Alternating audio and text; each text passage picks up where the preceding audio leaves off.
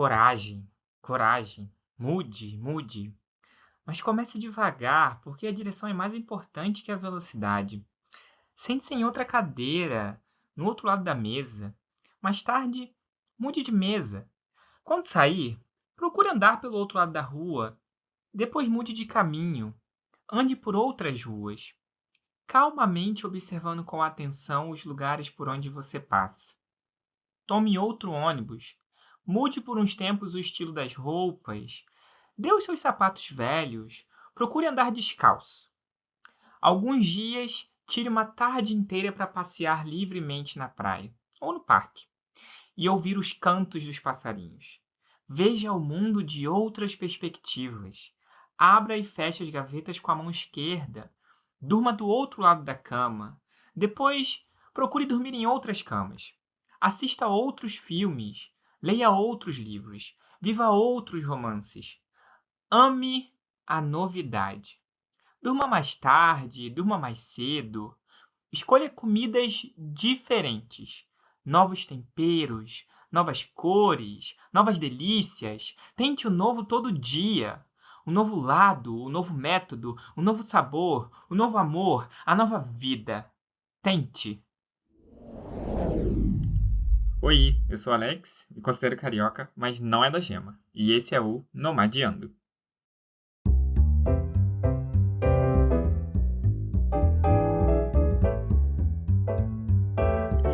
Bom, gente, esse é um podcast que eu já venho elaborando já faz alguns meses, venho pensado sobre ele faz algum tempo. Eu acho que eu finalmente tomei coragem de colocar essa ideia na rua. É uma ideia que surgiu a partir de muitas conversas e muitas reflexões que vem acontecendo na minha vida aí nesse último ano, porque eu tenho vivido como nômade digital.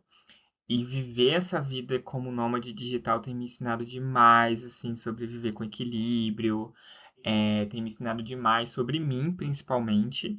Então eu queria aproveitar um pouco essa experiência toda que eu tenho vivido e que eu ainda vou viver um pouquinho mais e começar a convidar pessoas que me rondam assim nesse estilo de vida para a gente começar a discutir ideia, bater um papo mesmo sobre algumas coisas da vida. E aí, nesse primeiro episódio, eu decidi fazer ele um pouco mais introdutório. E ele surgiu de uma conversa muito, muito espontânea que eu tive com a minha prima Isabel, com quem eu dividi a maior parte da minha vida, porque a gente cresceu basicamente juntos. E assim, curiosamente, eu e Isabel, a gente era meio que visto um pouco como os diferentes, assim, da família na infância, né? Ela porque era muito espontânea, era muito engraçada, e eu porque sonhava sonhos muito grandes, mas principalmente porque eu gostava de dançar RBD e Beyoncé. Então, nesse dia, conversando com a Isabel, ela estava muito interessada, assim, nesse meu estilo de vida nômade. Eu falei, cara, vou aproveitar, vou gravar essa conversa que a gente está tendo aqui e vou lançar como um primeiro episódio do meu podcast. Então, fica esse primeiro piloto aqui. Tá, vamos lá. Tô aqui com a Isabel, minha prima. Ela tá dando de mamar pra filha dela agora. Isadora, que acabou de completar 2 mesezinhos de vida. E a Isabel tá com muitas dúvidas sobre a minha vida nômade. Então, eu vou aproveitar esse momento para registrar as perguntas da Isabel. Vai, Então, Isabel. como teve essa vontade de ser nômade? Então, primeiro que você sabe que eu sempre falei quando a gente era criança que eu queria muito viajar Aham. para os lugares do mundo. Peraí que eu tenho terapia daqui a pouquinho. Que eu Era mais queria Europa, muito... né? Eu falava que eu queria viajar à Europa, Estados Unidos e tal. Só que, tipo Uhum. assim, o meu negócio era viajar. Viajar. Aham. E aí, quando eu fui... Tudo começou quando eu fui fazer uma viagem pro Morro de São Paulo, que eu tava te falando agora. Sim. E aí eu conheci essa minha amiga, que é a Jéssica, e ela falou pra mim no momento pra eu estender a minha viagem lá e mandar meu computador pra trabalhar de lá. Sim. Aí eu peguei e falei, nossa, como assim? Você é completamente louca, não posso fazer isso. E aí, daquele momento ali, ficou uma pulguinha atrás da orelha e eu comecei a conhecer pessoas, né? Acho que a vida foi me apresentando pessoas pra eu abrir um pouco a minha mente pra isso do talvez viajar trabalhando. Uhum. Uhum. Aí, o que você perguntou? Que eu falei que eu ia começar a gravar. Eu perguntei se você já teve essa oportunidade de trabalhar em home office. Foi isso, né? Se eu Pra já... você poder dar essa proposta, o trabalho e começar a sua vida viajando. Não tinha. Não. Mentira. Eu tive... Aí, o que eu fiz depois de tudo Aham. isso? Eu fui de novo a Jéssica. A Jéssica vai aparecer em vários momentos dessa história. Que é a do Correio. A do Correio. Aham. Que eu conheci nessa viagem Morro de São Paulo. A gente tá muitos amigos até hoje. Aham. Ela foi pra minha casa em agosto de 2024. E aí ela ficou lá. Eu acho que ela já tinha pedido demissão. Já tinha decidido que ia viajar. Aí ela virou pra mim e falou assim: eu tô indo pra Pipa de segunda-feira. Uhum. Vamos comigo. Pipa é Rio Grande do Norte. Sim. Aí eu falei, de novo, eu virei pra ela e falei, como assim, querida? Você tá completamente louca. Eu tenho que trabalhar segunda-feira. Trabalha de lá. Aí eu fiquei com aquela cara do tipo, você tá louca, não posso fazer isso. Uhum. Só que não sei o que me deu naquele dia que eu falei assim, cara, acho que eu vou. Mandar essa proposta. Aí eu abri o Google pra pesquisar passagem, tipo, a passagem tava num preço ok, comprei, falei, vou passar uma semana em Pipa com a Jéssica. Uhum. E a Babi, que era amiga dela também. Aí eu fui, fiquei uma semana em Pipa. Tava justamente assim, mudando de posição no trabalho. E foi uma semana muito difícil, porque foi tipo... primeira vez que eu trabalhei uma semana toda, assim, viajando. Meu trabalho tava um caos. Eu não conseguia aproveitar Pipa, porque minha cabeça tava no trabalho. E aí eu fiquei, tipo, meio confusa, assim. Aí eu virei e falei assim... Cara, quer saber? Eu vou fazer um teste. Eu vou passar um mês na Bahia pra ver se eu sustento essa coisa de viajar trabalhando e se eu consigo ficar um mês fora da minha casa. Uhum. Eu nunca tinha ficado um mês fora de casa até aquele momento. E aí foi ali, naquele momento, que eu decidi que eu ia fazer esse teste na Bahia. Aí em novembro eu fui, tirei férias, fiquei metade de férias, metade trabalhando nesse modelo, assim, um mês fora de casa. Uhum. Foi quando eu virei a chavinha e falei, véi, é isso, eu quero viver viajando. E a Isadora? Saiu do peito. Não, pode falar. E eu aqui berrando. E aí foi isso. Aí eu fiquei um mês viajando. Só que nessa viagem eu conheci várias pessoas que viviam nômade. Várias pessoas que comentavam comigo sobre o que era viver aquilo. Aí eu fiquei perguntando assim, tipo, mas como é que é? O que você faz? Como é que você... Se você não consegue arrumar uma casa, o que você faz no dia seguinte? Sabe? Essa coisa da curiosidade, assim? Sim. E aí eu fui criando na minha cabeça, tipo... O Será que era viver nômade? Será que eu sustentaria essa coisa? Aham. Aí eu lembro muito bem que no fim da viagem, eu liguei pra minha psicóloga, minha antiga psicóloga, e falei assim, Osana é o nome dela, Uhum. eu decidi o que eu quero fazer da minha vida, eu quero viver nômade. Aí ela ficou, Alex, faz muito tempo que você não fala comigo com tanta certeza de uma coisa assim. E aí, cara, depois disso eu falei, não quero saber o que eu tenho que fazer. Tipo, eu vou viver nômade, independente do que eu tenho que fazer pra minha vida. E como foi isso no trabalho? Como foi você falar assim, olha, eu vou ter uma vida viajando, será que tem como?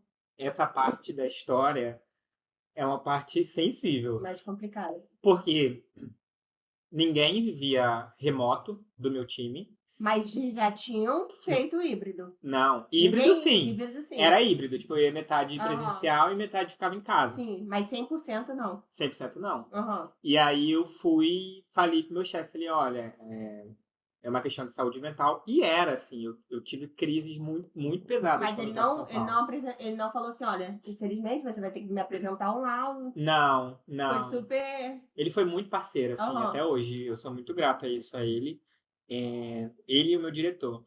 E aí eu falei, gente, foi uma questão de saúde mental, eu preciso voltar pro Rio. Falei que eu queria voltar pro Rio.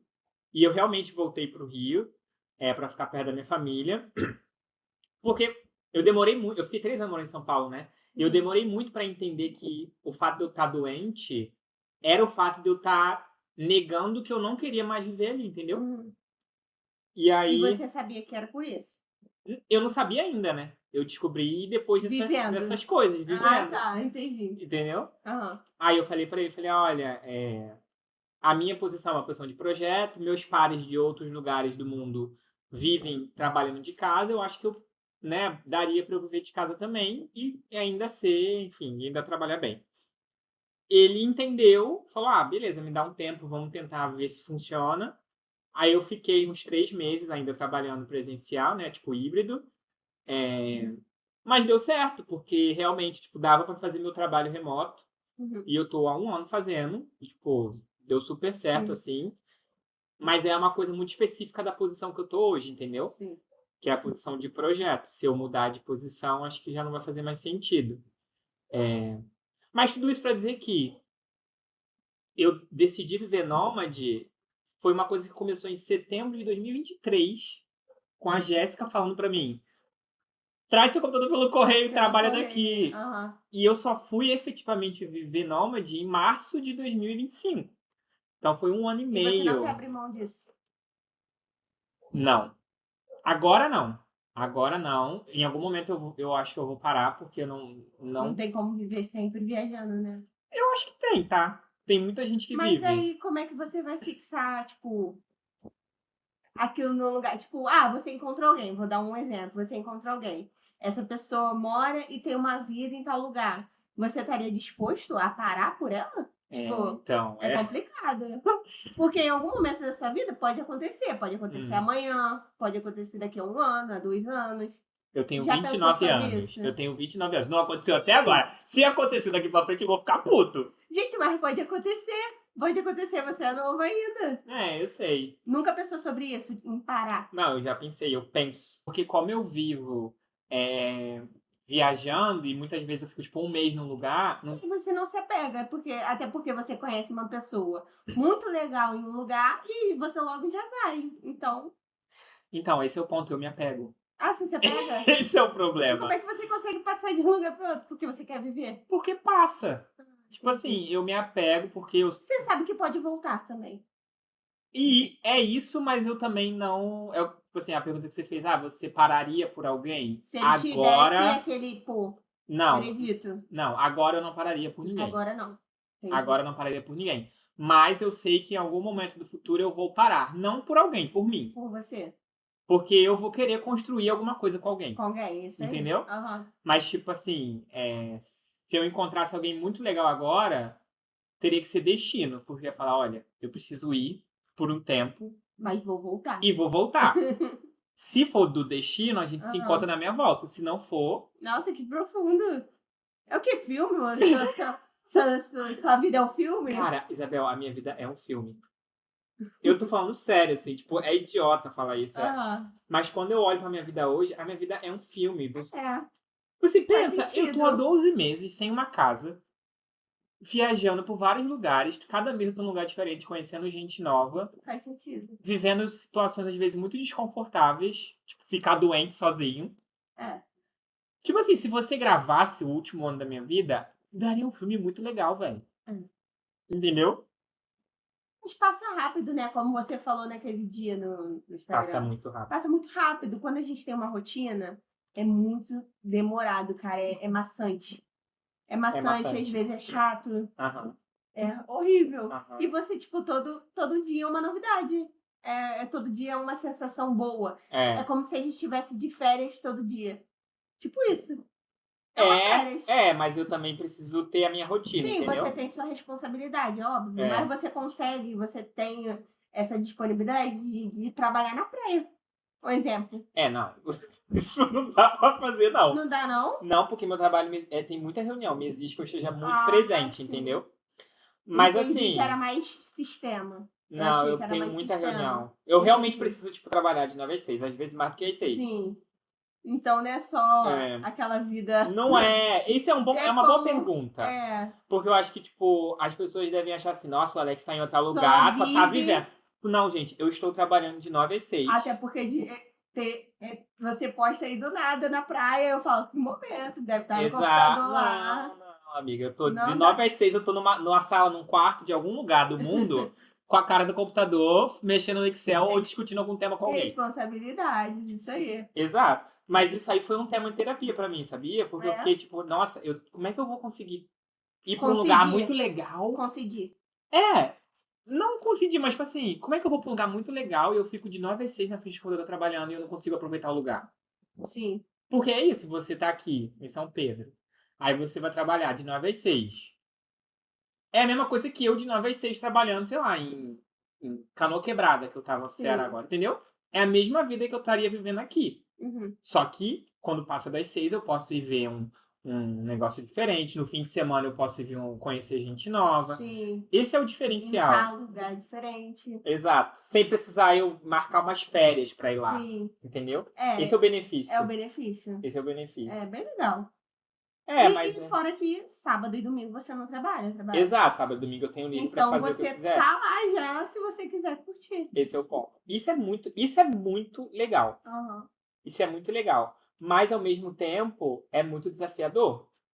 Porque, por exemplo, eu fui pra Canoa Quebrada agora. Eu não conhecia ninguém em Canoa Quebrada. Muitos lugares que eu chego eu não conheço ninguém. Você sempre vai sozinho? A maioria das vezes. E quando não tem ninguém pra ir com você, você vai? Eu vou. E aí, chegar lá, eu vou ver o que vai acontecer, entendeu? Chegar lá, eu vou ver se eu vou conhecer alguém. E você não tem medo? Nada assim? Porque o mundo tá muito difícil hoje em dia, né? Tá perigoso, né? Eu acho que eu não tenho medo porque hoje eu tô muito espiritualizado. Não pensa dessa forma. Não, eu acho que eu tenho receio, né? Quando eu chego num lugar novo, eu sempre tenho dificuldade pra dormir. Tipo, a primeira semana, assim. Porque... E a Isadora? Tá dormindo. E aí, a gente tá aqui avaliando ainda a Isadora. Porque no meio dessa conversa a Isadora tá aqui... Dormindo. Mas... quando eu chego num lugar novo, é difícil pra mim a primeira semana. Porque tem que se adaptar à cama. Eu não sei se eu tô 100% seguro ali. Sabe? Eu preciso de um tempo pra saber quem são as pessoas ao meu redor. Analisar. Aí depois eu vou me sentindo mais seguro, entendeu? Entendi. Isso. Existe o sentimento de insegurança, mas eu consigo ultrapassar ele. Sim. Porque... Tipo assim, eu quero viver. Exato, e eu tô muito espiritualizado também agora, entendeu? Então eu confio que eu tô protegido.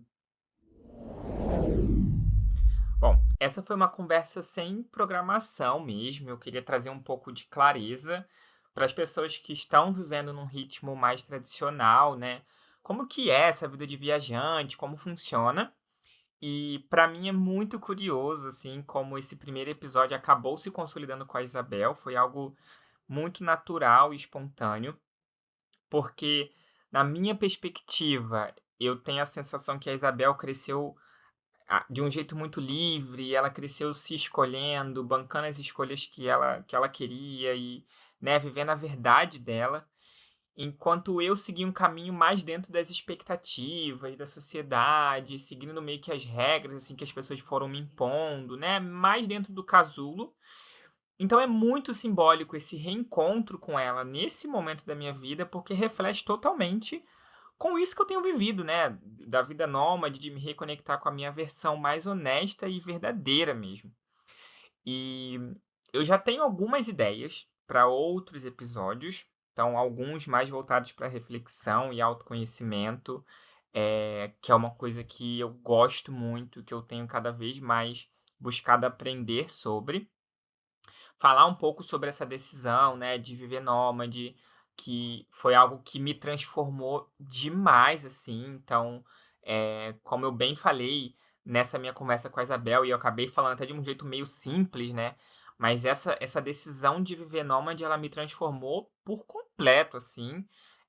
Mas até eu chegar nessa decisão de, tipo, eu quero viver nômade, gente, eu tive que passar quase que pelo Vale da Sombra da Morte, assim, tipo, depressão, crise de pânico, coisas pra baixo, bem pra baixo mesmo, ansiedade, ansiedade que ainda convive comigo porque a querida gosta bastante de mim, né? Mas assim, eu acho que eu precisei passar por um período muito sombrio para eu conseguir me resgatar, né, me reconectar com a minha essência e tomar a decisão do beleza, então eu quero e eu vou fazer isso aqui com a minha vida. É óbvio que vários fatores contribuíram para que eu conseguisse sequer pensar nessa possibilidade, tipo, fazer ela acontecer de fato, né? São muitas variáveis que acabam mudando muito de uma pessoa para outra. Outros episódios eu vou querer focar mais em fofocar, né? Acho que fofocar edifica. Eu tenho muitas histórias legais, eu conheço muitas pessoas que também têm muitas histórias legais nessa vida nômade. Então eu quero trazer um pouco disso aqui no podcast, tá? E aí, para fechar o episódio, eu queria terminar de recitar o poema lá do começo do episódio. Ele é um poema de 2003, do Edson Marques, que eu não conhecia. E eu conheci esse poema, estava sendo recitado por um diretor de teatro de TV que chama Antônio Abondiara. E ele fez uma performance sensacional, assim, né? Recitando esse poema. Eu encontrei um vídeo no YouTube.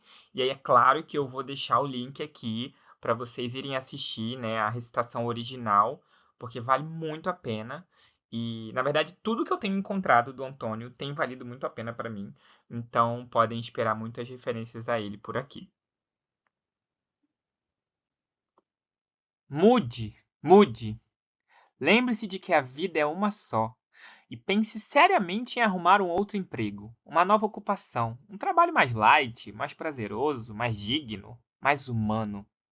Se você não encontrar razões para ser livre, invente-as. Seja criativo e aproveite para fazer uma viagem despretensiosa, longa. Se possível, sem destino.